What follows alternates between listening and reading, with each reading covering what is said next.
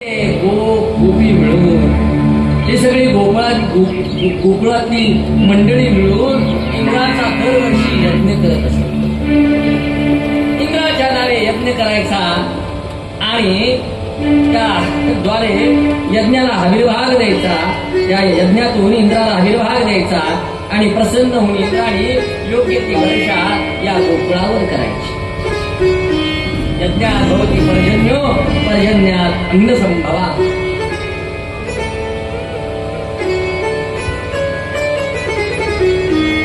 त्या यज्ञाची तयारी सुरू झाली. सगळेजण तयारी करतात.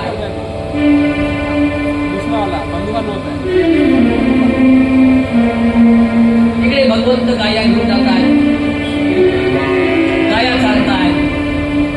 गाया चालताना सगळ्या सवंगड्यांची जी काही शिदोरी आहे ती शिदोरी भगवंतांनी सगळ्यांनी एकत्रित करायची. कोणी कमी नाही, कोणी जास्त. अहो इकडे नंद मामाला आणि यशोदा मातेला काय आनंद होतोय. काय माझा बाळ आहे, काय माझा मुलगा आहे.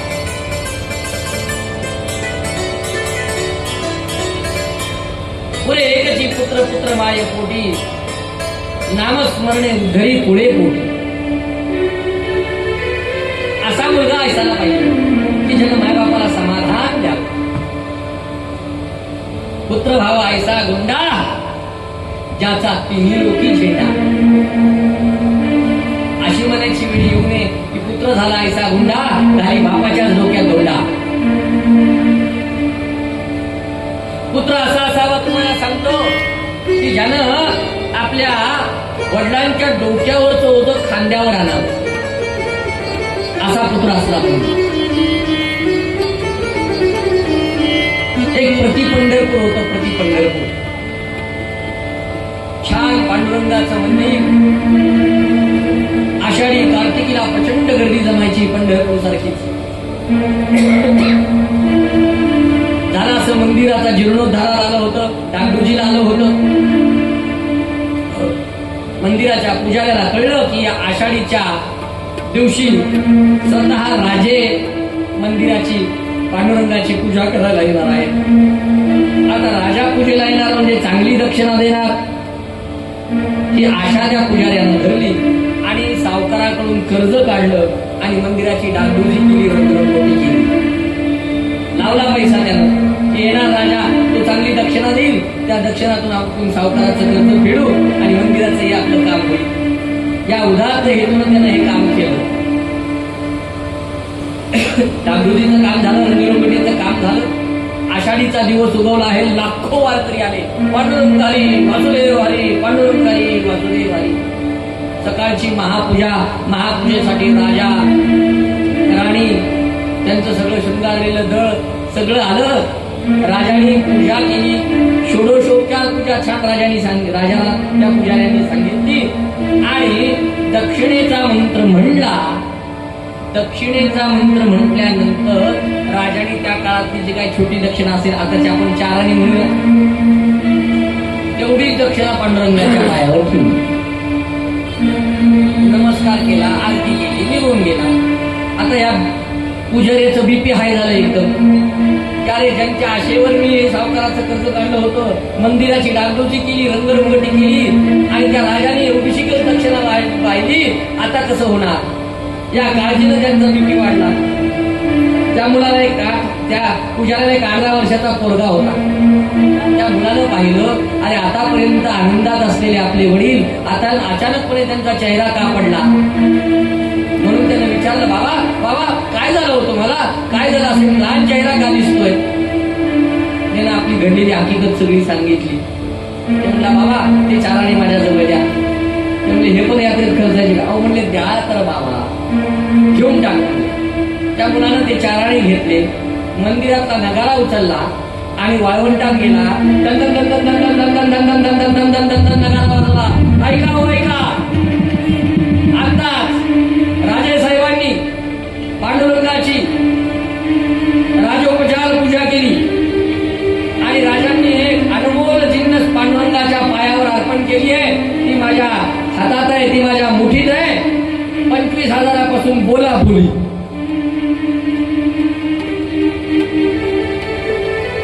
हातात मुठीत धरलं. आता राजानं अनमोल जिन्नस राहिली. 25,000 म्हणजे छोटं पोरग आहे, याला काय कळतंय? 25,000चे 30,000, 30,000चे 40,000, 40चे 50, 50,000चे 1,00,000. पाहता पाहता 1,00,000 पर्यंत बोली आली. 1,00,000ला बोली आली. गर्दी जमली. राजाने पूजा केली होती. सकाळी उठला होता, एका झाडाखाली जाऊन आराम करत होता. अचानक गर्दी झालेली पाहिली. कशामुळे गर्दी झाली म्हणून राजेसाहेब पाहायला आले. काय झालंय म्हणले, काय चाललंय म्हणजे? अहो तुम्ही आता पूजा केली नाही का? ती अनमोल जिन्नस तुम्ही पांडुरंगाला अर्पण केली आहे ना, त्याचं इथं लिलाव चालू आहे. एवढं राजानं ऐकलं की राजाचे पळत पळत पळत आला त्या पोराजवळ आणि पोराला बाजूला घेतला आणि म्हणला बोली कुठपर्यंत आली? पोरगा म्हणला बोली ₹1,00,000 आली. राजेसाहेब म्हणले मी तुला ₹1,25,000 देतो, पण माझी जिन्नस गपचूप माझी मला दे, कोणाला कळू सुद्धा देऊ नको. काय म्हणाला? मी तुला ₹1,25,000 देतो, पण माझी जिन्नस मला गपचूप दे, कारण सगळ्या लोकांसमोर जर मी काय व्हायला कळालं तर पुढच्या वर्षी निवडून द्यायचे नाहीत मला. तेव्हापासून म्हण पडली, झाकली मुठ ₹1,25,000. सांगायचं तात्पर्य माझं हे की मुलगा असा असावा की ज्यानं वडिलांचं डोक्यावरचं ओझं खांद्यावर. अरे बलरामांकडे आणि कृष्णाकडे पाहून हे समाधान नंदबाबांना मिळत होतं.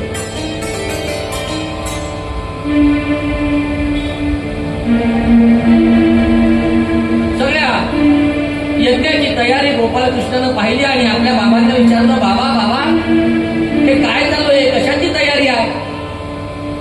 नंद बाबांनी सांगितलं, अरे अरे आपल्याला चांगला पाऊस पडावा, आपलं गोधन त्याला वर्षभर चांगलं धन तृण प्राप्त व्हावं, याच्यासाठी आपण इंद्राची पूजा करतो, इंद्राचा यज्ञ करतो. मग इंद्र आम्हाला पसंत होऊन पाऊस पाडतो आणि त्याच्यापासून आम्हाला गवत धन धान्य सगळं प्राप्त होतं.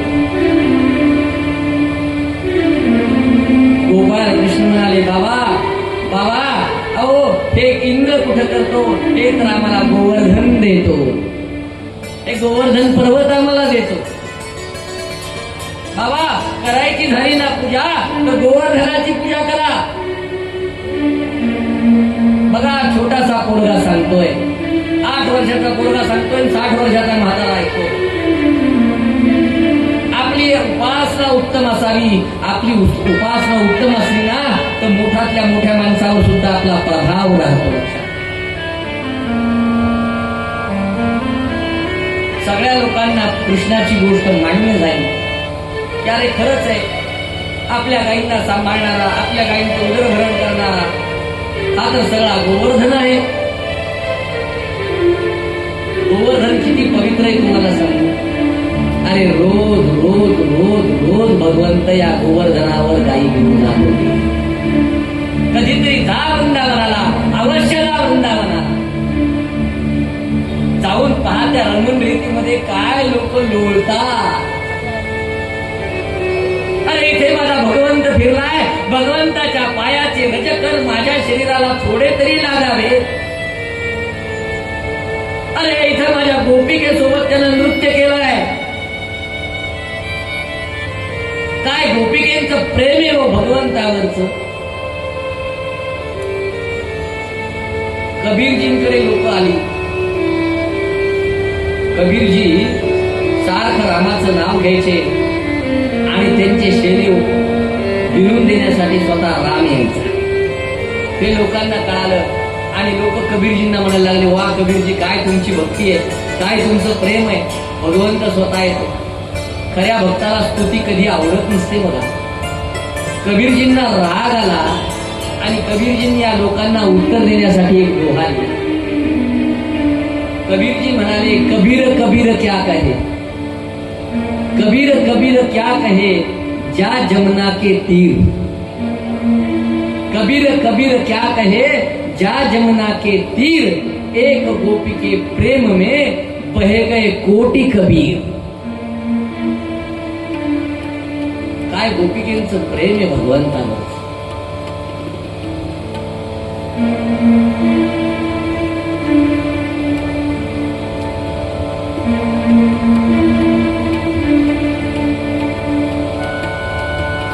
इंद्राचा यज्ञ रद्द झाला आणि गोवर्धनाची पूजा करायला सुरुवात केली. छान गोवर्धनाला सजवल्या गेलं, वेगवेगळी तोरणं बांधल्या गेली आणि गोवर्धनाची येथेच पूजा भगवान करतायत, नंदबाबांनी करतात. गोवर्धनाची पूजा झालेली पाहिली इंद्रदेवाने आणि इंद्रदेवाला राग आला. घरी गेले, इंद्र चिडला, अरे माझा यज्ञ न करता त्या गोवर्धनाची पूजा केली काय, इतके का मार चढणार आहे तुम्हाला. आणि म्हणून इंद्राने अतिवृष्टी करायला सुरुवात केली. मुसळधार पाऊस ज्याला आपण म्हणतो ना, मुसळधार म्हणजे पहिलं हे उखळासोबत कुटण्यासाठी मुसळ असायचं बघा, भलं मोठं असायचं मुसळ, त्या मुसळासारखी धार होती आणि असा पाऊस सुरू झाला. धो धो धो धो धो धो धो धो धो धो धो धो धो होतोय, विजांचा कडकडाट होतोय, वारा व्हायला लागला, पाहता पाहता मोठे उडायला लागले, गोकुळामध्ये पाणी शिरायला लागलं, यमुनेला पूर आला. सगळेजण नंदबाबाच्या माण्यात जमले. बाबा आपण इंद्राची पूजा केली नाही, इंद्राचा यज्ञ केला नाही बाबा, त्याच्यामुळे हा कोप होतोय बाबा, आता कसं करणार, आता काय करणार. गोपाल कृष्णाने सगळ्यांना सांत्वना दिली, शांत राहा. अरे ज्या गोवर्धनाची आपण पूजा केली ना, तो गोवर्धनाचं रक्षण करेल, चला गोवर्धनाकडे. आणि सगळेजण भगवंताच्या मागे गोवर्धन पर्वताकडे आले. भगवंताने गोवर्धन पर्वताला नमस्कार केला आणि आपला हात भगवंताने गोवर्धनाच्या खाली घातला आणि भगवंताने गोवर्धन पर्वत उचलला. जसा उचलला तसा आपल्या करंगळीवर धारण भगवंताने केला. मी काल सांगितलं, रामचरित्र हे आचरणीय आहे आणि कृष्ण चरित्र हे श्रवणीय आहे. पण नेमकं लोक उलट करतात, कृष्णासारखं वागायला सुरुवात करतात. साऱ्या घरी गेल्यानंतर एकांतात प्रयोग करायचा, छोटासा दगड उचलायचा, खडा, दगडही नाही खडा उचलायचा आणि करंगळीवर ठेवून बघायचा बसतो का. नाही ते प्रयत्न. अरे गोपाल कृष्णाचं चरित्र श्रवणीय आहे, मननीय आहे, चिंतनीय आहे आणि रामाचं चरित्र हे आचरणीय आहे. एक जणांनी मला विचारलं की रामाचं चरित्र आचरणीय म्हणल्यावर मग बायको सोडून द्यायची का म्हणाले. त्यांनी सोडून दिली होती. लक्षात घ्या, रामाचं चरित्र रामाने नीट ऐका, रामानं पत्नीचा त्याग केला नाही, रामानं राजा रूपी असताना राणीचा त्याग केला आहे. आणि हे प्रजेला केव्हा कळलं, जेव्हा यज्ञाच्या वेळेस रामानं सांगितलं मी दुसरा विवाह करणार नाही, सुवर्णाची मूर्ती करायची ना, ती सुद्धा माझ्या सीतेचीच असायला पाहिजे, ती जर सीतेची असेल तरच मी बसेल, नाही तर बसणार नाही.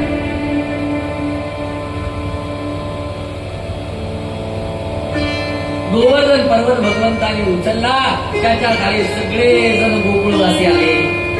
अरे सारखा पाऊस पडत होता, मुसळधार पाऊस, आणखीन पाऊस वाढवला, आणखीन सगळ्या विजा वाढवल्या, पण सगळे निर्भय राहिले. अरे एकदा गोपाल कृष्णाला ओझं होईल म्हणून गोकुळवासियांनी आपापल्या हातातल्या काठ्या गोवर्धनाला लावल्या, महिलांनी लोटाळणे लावली आणि मग गोकुळवासियांना वाटलं आम्ही या काठ्या धरल्या, आम्ही हे लोटाळणी धरली म्हणूनच हा गोवर्धन धरल्या जातोय.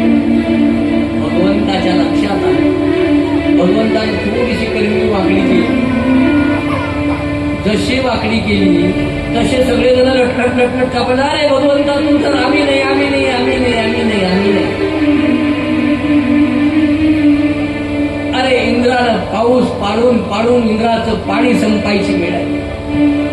आता इंद्र भगवंताला शरण आला की देवा देवा तुमचं खरं स्वरूप मी नाही जाणू शकलो, मला क्षमा करा. आणि आजपासून गोवर्धन हाच मुख्य असेल. गोवर्धनाची पूजा करा, तीच मला समर्पित होईल, तीच मी मला मानून. लक्षात घ्या, या कलियुगामध्ये ना 3 गोष्टी फार महत्वाच्या. आणि जसा जसा कलीचा प्रभाव वाढत जाईल तशा तशा ह्या 3ही गोष्टी या मृत्यू लोकावरून जाणार आहे. जोपर्यंत आहेत तोपर्यंत त्यांच्या दर्शनाचा लाभ अवश्य घ्या. पहिली गोष्ट गंगा भगवंताच्या चरणातून निर्माण झाली. प्रथम चरण संपलं कलीचं की गंगा जाणार आहे. जोपर्यंत गंगा आहे तोपर्यंत गंगा स्नानाचा आनंद घ्या. नुसता आनंद नाही, ते काही वॉटर पार्क नाही आहे, ते तीर्थ आहे. यथोचित पूजा करून त्या गंगा स्नानाचा पुण्यभाग मिळवा. दुसरी गोष्ट म्हणजे जगन्नाथपुरीमधील भगवंताचं हृदय आहे तोपर्यंत अवश्य जगन्नाथपुरीला दर्शनाला जा.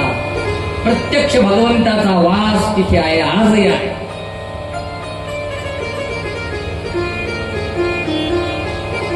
दुसऱ्या चरणामध्ये भगवंताचं हृदय जाणार आहे. आणि तिसऱ्या चरणामध्ये गोवर्धन पर्वत जमिनीच्या बरोबर होऊन जाणार. आणि तो बरोबर झाला की कलीचा सगळ्यात उत्कट काळ सुरू होणार. आज आपण जाऊन पहा, गोवर्धनाची उंची कमी कमी होत जाते. जोपर्यंत आहे ना तोपर्यंत या दर्शनाचा भाग घ्या. अरे गोवर्धनाला ना जे वृंदावनामध्ये जन्माला आहेत ना तेच फक्त गोवर्धन पर्वत चढू शकतात. आपण बाहेर जाणाऱ्यांनी त्याला पाय नाही लावायचा. अरे भगवंत तिथे फिरलाय, आम्ही फक्त आमचं मस्तक ठेवून नमस्कार करू शकतो.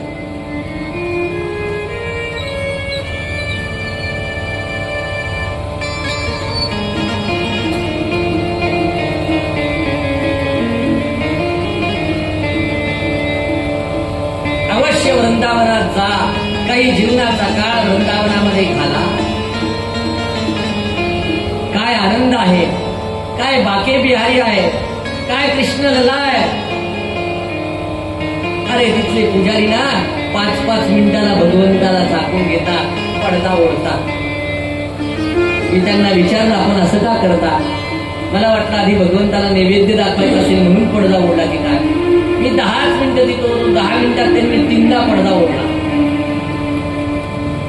मी त्या पुजाऱ्यांना जाऊन विचारलं असं का करतात, तर त्यांनी उत्तर दिलं, अहो आमच्या कृष्ण ललाला नजर लागेल, ती नजर लागू नये, सारखी लोकांची भक्तांची नजर त्या भगवंतावर पडू नये म्हणून आम्ही झाकू घेतो. आजही ते मूर्ती समजत नाहीत देवाची, आमचा लाला आहे.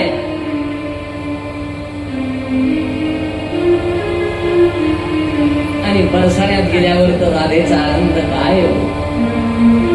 प्रेम करावं, उत्कट प्रेम कसं करावं ते राधे.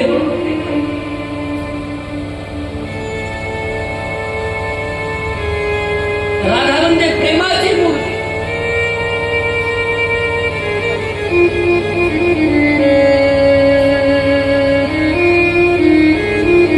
लग्न भगवंताचं झालं रुक्मिणीशी, पण आज आपण जेव्हा जेव्हा गोपाल कृष्णाचं मंदिर करतो ना तिथे गोपाल कृष्णासोबत कोण आहे? राधा. राधे बिन कृष्ण आधा.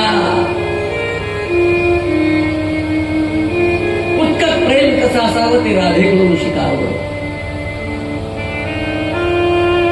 राधेचं नाव भागवतामध्ये नाही. का नाही आहे? कारण शुकदेवाची गुरु राधा आहे. आपल्या गुरुचं नाव कधीच मुखात घ्यायचं नसतं, म्हणून ते नाव भागवतात नाही.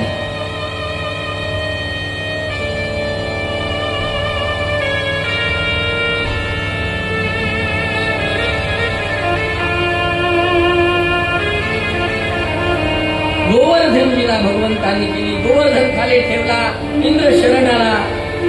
अरे लोकाला एवढा आनंद झाला, इतका आनंद झाला की या इंद्रानं सुद्धा कामधेनू आणली आणि कामधेनूच्या दुधानं भगवंताचा अभिषेक झाला.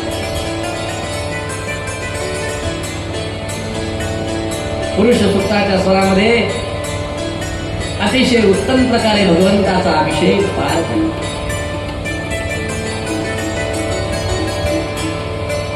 यानंतर भगवंतानं गोपींना जे रास लीलेचं वचन दिलं होतं त्याप्रमाणे शरद ऋतूमध्ये भगवंत 6 महिन्याची रात्र आणि 6 महिन्याचा दिवस करते झाले.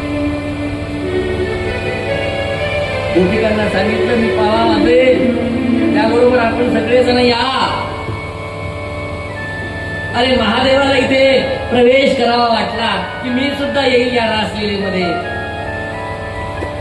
पण सांगितलं देवा असं होऊन येता येणार नाही, गोपिकेचं रूप घ्या आणि मग आपण या. आजही महादेवाचं स्त्री रूपामधलं मंदिर आज तिथं तुम्हाला पाहायला मिळेल.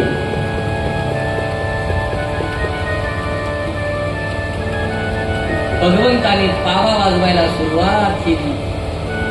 अरे देहभान विसरून गेल्या गोपी.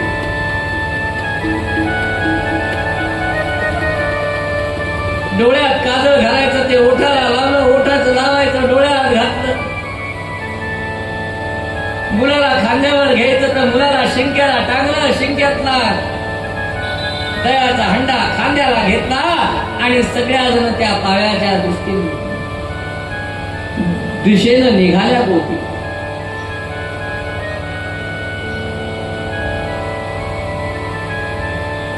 आणि भगवंताने जेवढ्या गोपी आल्या ना तेवढे भगवंताने आपले रूप घेतली आणि भगवंत रास लीला खेळतात.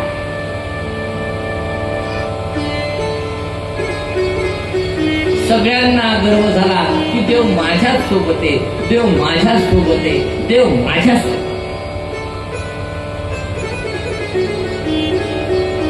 देवाला बाकी सगळं जमतं पण गर्व नाही, अहंकार नाही.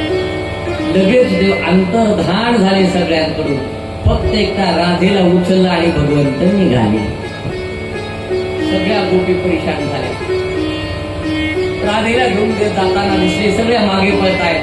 आता राधेलाही गर्व झाला की सगळ्यांना सोडलं आणि देवाने फक्त मलाच धरलं, मीच प्रिय आहे देवाला.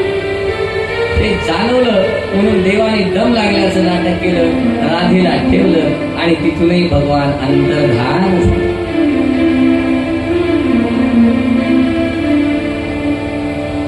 देव तिथूनही गेले निघून.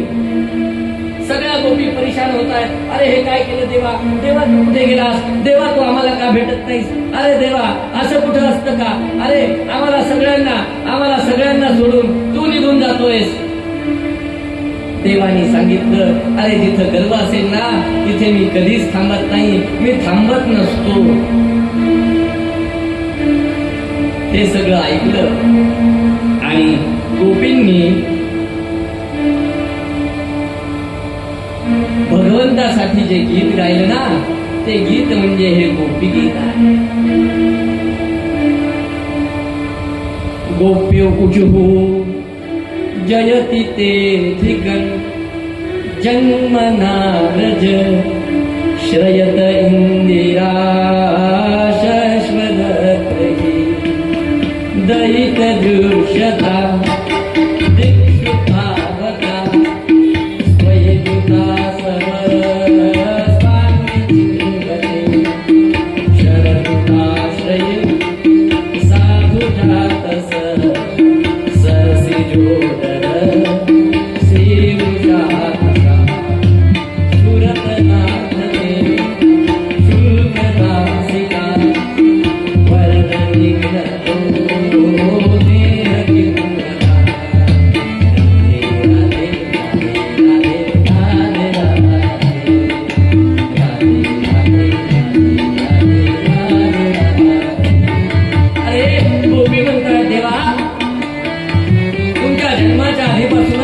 फार सुंदर होत, पण तुमच्या आगमनानं ना याची आणखीन शोभा वाटली, याची आणखीन शोभा वाटली. आणि तुमच्या आल्यामुळे ना इथे लक्ष्मीचा सुद्धा वास नाही.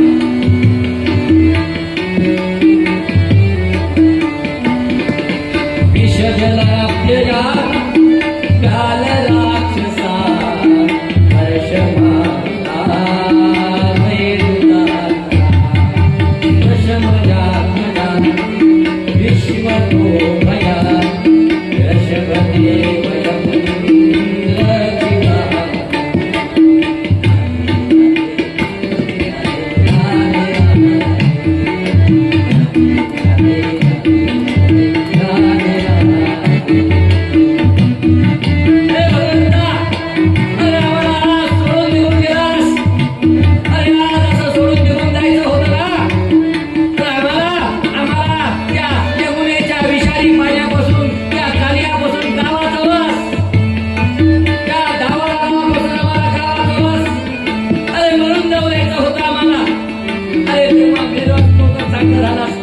पण आता तुझी ही पिढी आपली आहे ना, तुझ्या विरहाची पीडा नाही सहन होत देवा.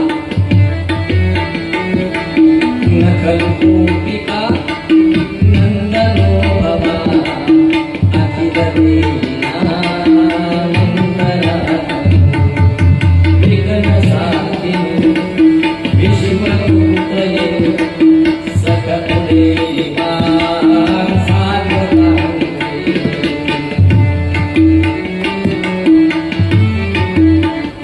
देवा देवा आमच्यावर कृपा कर आणि परत आम्हाला दर्शन दे. आम्ही चुकलो असेल कृपा कर आमच्यावर आणि आम्हाला दर्शन दे देवा. तव कथामृतं तप्त जीवनं कविर्पीडितं कर्मशापं श्रवणमङ्गलं श्रीमदानतं गुरुनन्ति ते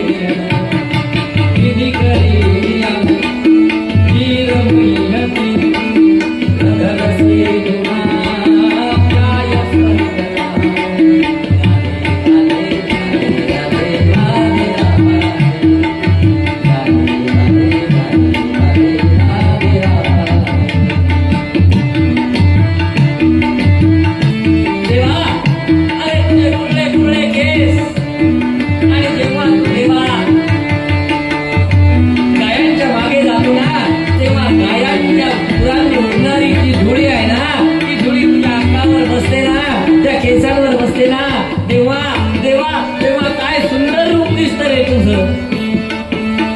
देवा तुझे कोमल कोमल असलेले पाय, त्या पायामध्ये काही वाहना न घालता तू गायींच्या मागे जातो.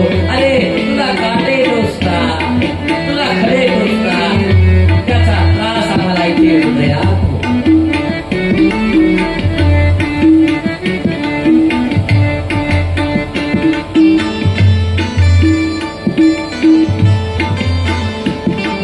गंधर्प नावाचे दोन सर्प आमच्या हृदयात राहतात देवा.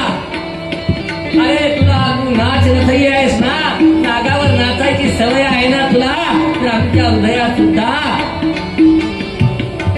दर्प आणि गंधर्पा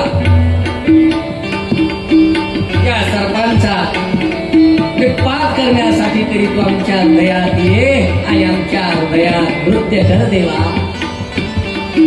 गोपी प्रार्थना करतायत देवाची.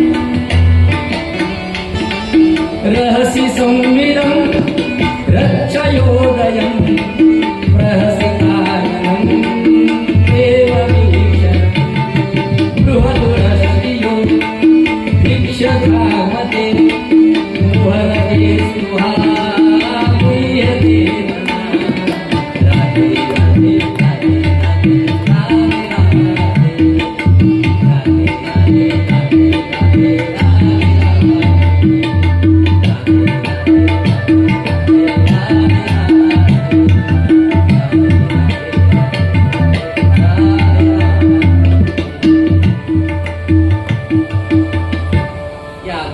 भगवंताची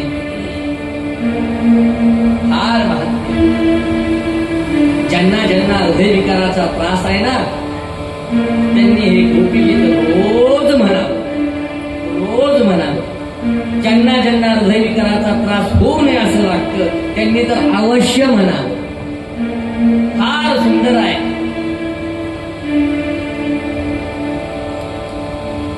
गोपिकांची ही स्तुती ऐकली आणि भगवंत गोपिकांजवळ आले, गोपिकेंचं सांत्वन केलं. अशी 6 महिन्याची ही रासलीला भगवंतानं केली. ही रासक्रीडा झाली. भगवंताचं वर्णन आहे, रसोवय 6.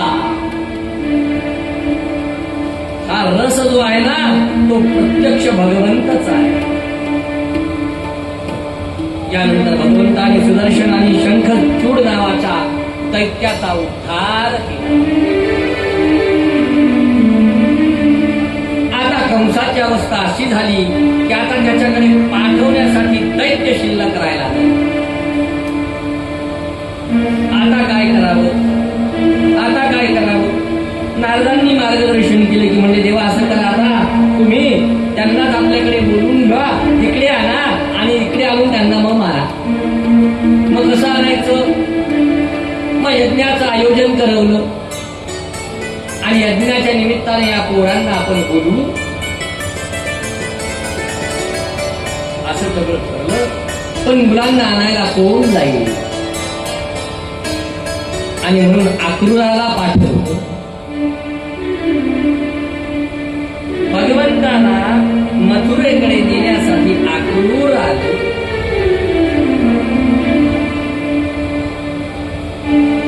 अक्रूर आला आणि नंद बाबाला त्यानं सांगितलं की अरे कंसाचा असा असा भेद आहे आणि तुझ्या दोन्ही पोरांना नेण्यासाठी ही गोष्ट मी आता यशोदेला कशी सांगू असा प्रश्न नंद बाबाला पडला.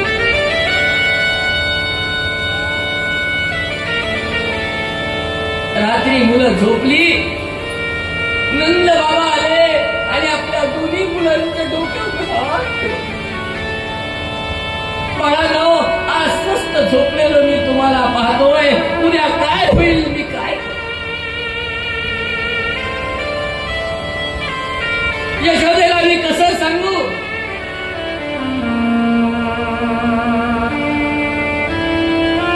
नंद बाबा व्हायचे आणि आपल्या नवऱ्याचा मूड कसा आहे ना, पत्नीला सांगायचं काम पडत नाही. का हो, आज एवढे परेशान दिसतात, काय झालं. नंद बाबानं सांगितलं, आलं हा अक्रूर आहे ना, हा अक्रूर आपल्या मुलांना कंसाकडे नेण्यासाठी. आता आपलं मुलं जातील ना, परत आपल्या मुलं पाहायला भेटतील नाही, सांगता येत नाही. यशोदे, अहो असं का बोलताय, असा वज्र कशामुळे बोलताय. जे आहे ते आहे यशोदे, आपल्या नगर सुरक्षित राहावं म्हणून आपल्या मुलांना पाठवावं लागेल.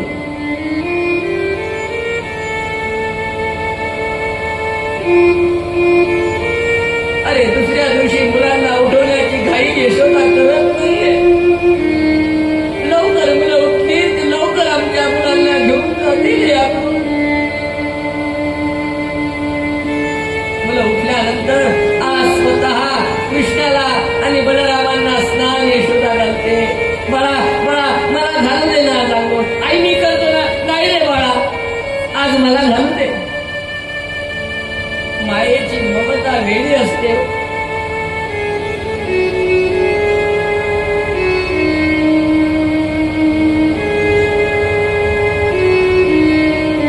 बाळांचं स्नान झालं आणि आई आपल्या बाळांना जीव घालायला बसली. कृष्णाला आवडतं ना, तुला लोणी आवडतं ना रे, म्हणून लोणी केलं हे बघ गोळा. आपल्या हातानं यशोदा माता भरवते. पाहता पाहता गोकुळात कळलं की अरे हा अक्रूर आमच्या कृष्णाला, आमच्या लालाला नेण्याकरता आलाय. अरे कोण तुझं नाव अक्रूर ठेवलं रे.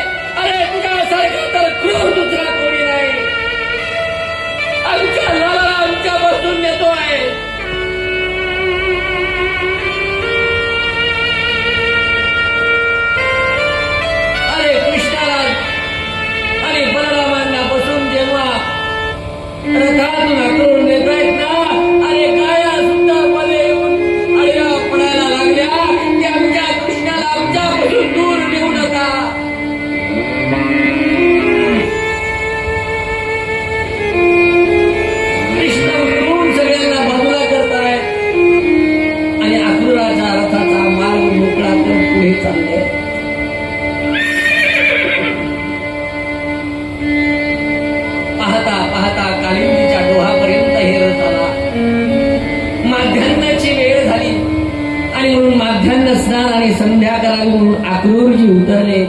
अक्रूराच्या मनात प्रश्न होता, अरे या कवळ्या कवळ्या बालकांना मी नेतोय, या बालकांना तिथे नेणार, अरे या बालकांचा काय निभाव लागेल तिथे. अक्रूराच्या मनामध्ये संशय निर्माण झाला. अक्रूरानं जशी पाण्यामध्ये बुडी मारली तसं अक्रूराला पाण्यात दर्शन झालं. तोच तेच भगवान. वर येऊन पाहतो तर तेच भगवान. प्रचिती पटली. वंदन भक्तीचे अधिकारी अक्रूर आहे. भगवंताला वंदन केलं, रोज वंदन करतच होते. वंदन केलं आणि पाहता पाहता गोपाल कृष्ण, बलराम आणि अक्रूरजी यांचं मथुरेमध्ये आलं. अरे मामानं बोलवलंय, मामानी बोलवलंय. आले. दुसऱ्या दिवशी सकाळी उठले आणि पाहिलं तर एक कुब्जा नावाची दाशी आणि ही कुब्जा चंदन लावण्यासाठी निघाली होती. त्याच्या आधी भगवंताचं स्नान झाल्यानंतर उंची वस्त्र घालायची होती भगवंताला आणि एक धोबी वस्त्र घेऊन जात होता. भगवंतानी त्याला वस्त्र मागवले. तो म्हणाला, अरे या गोवळ्याच्या कार्ट्याला नाही, हे राजासाठी वस्त्र आहे, हे ऐकलं मागलं. आणि गोपाल कृष्णाने एक सापड जोरात लावली. त्याबरोबर नीलरामालाच धोबी निघून गेला. बलरामाने विचारलं, विनाकारण कशाला मारलं मला त्याला? म्हणजे विनाकारण नाही, गेल्या जन्मातलं काढले म्हणले. गेल्या जन्मात तर हात होता म्हणला, सीतेपासून मला दूर करणार. मागच्या जन्मात मर्यादा होत्या, यात नाही म्हणून आणला.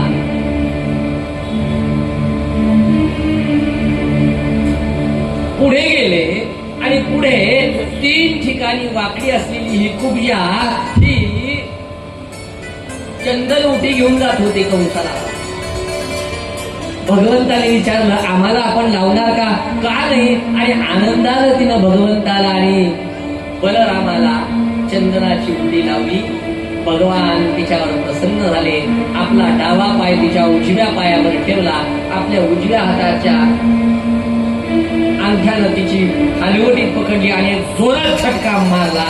जसा झटका मारला 3 ठिकाणी वाकडी असलेली कुरूप असलेली कुब्जा एकदम सरळ झाली आणि सुंदर झाली. भगवंताला नमस्कार करती झाली. आजपर्यंत माझा पती माझ्याकडे पाहत नव्हता, देवा आपली कृपा माझ्यावर. एक एक गोष्टी या सगळ्या कंसाच्या कानावर जात होत्या.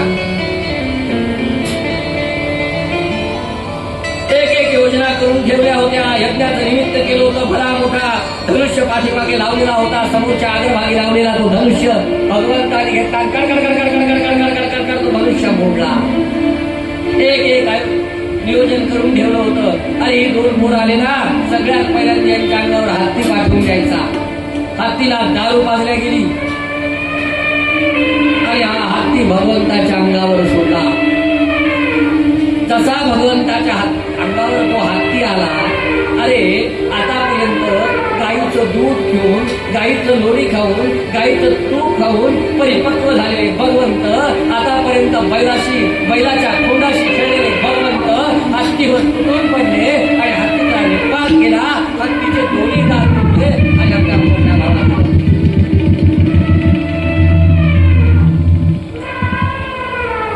पुढे मुष्टिक चानूर नावाचे जे मल्ल होते, हे मल्ल लाल मातीमध्ये लोण्यामध्ये घुसळून लाल माती तयार केलेली होती.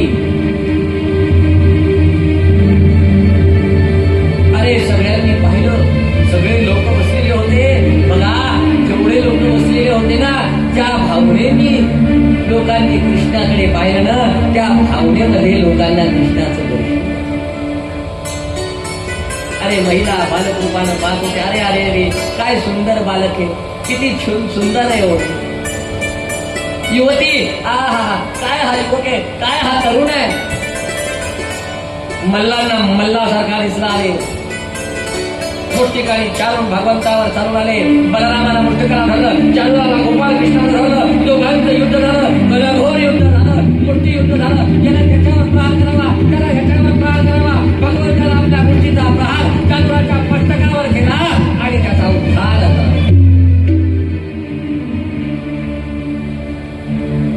तिकडे तिकडे कंसाला आठवा आठवा आठवा आठवा दिसत होता, आपला काळ दिसत होता. तोडलेल्या हत्तीचा काळ हातात घेतला आणि भगवंत पाया चढत सिंहासनापर्यंत गेले. आपल्या मामाला कंसाला खाली पाडला, त्याच्या डोक्यावर मुकुट खाली पाडला. राजाच्या डोक्यावर मुकुट असताना त्याला कधीही मारू नये आणि त्याच्या सिंहासनावर सुद्धा त्याचा मृत्यू कधी करू नये, हे शास्त्र आहे. आपल्या मामाला खाली ओढला पायऱ्यावर आणि हातामधला आपल्या हातातला तो गजाचा दार घेतला आणि कंस मामाच्या उदरात तो दार प्रविष्ट झाले. गोपाल कृष्ण भगवान की.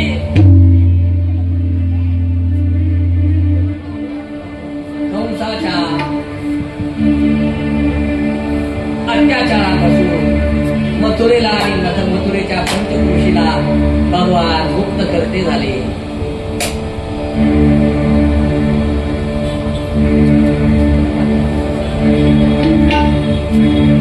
त्यानंतर कंसाच्या वडिलाला राज्याभिषेक करून तिथं बसवलं आणि आपल्या आई वडिलांचं वसुदेव देवकीचं दर्शन भगवान करतो.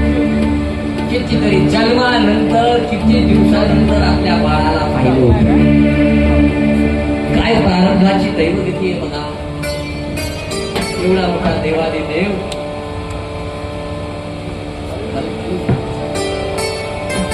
एवढा देवादिदेव, पण या देवादिदेवाला सुद्धा प्रारब्ध चुकलं नाही. म्हणून प्रारब्ध कसंही येऊ द्या, प्रसंग कुठलाही येऊ द्या, भगवंताचं स्मरण कधीही सोडू नका.